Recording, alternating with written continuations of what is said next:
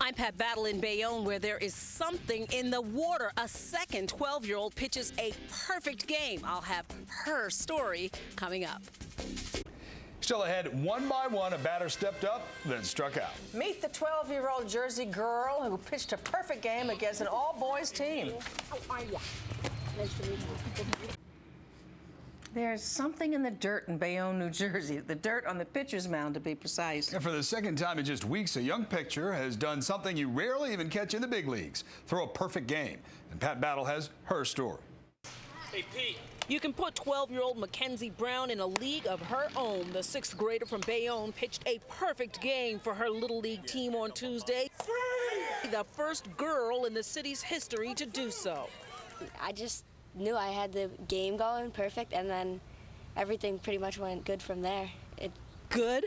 Yeah, it was great, actually. Throwing fastballs and changeups, she struck out 18 batters, all boys. It was the final inning. This next to the last batter was knocking back fouls. That was the longest at bat, and it made me kind of nervous because I was thinking oh, I don't want him to get a hit here, especially the second last batter.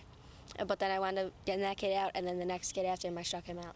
And here's one for the books. Last week, we profiled 12-year-old Brandon Polovsky, also of Bayonne, who pitched a perfect game against, you got it, Mackenzie's team, and struck her out twice. I was happy for him. He's good.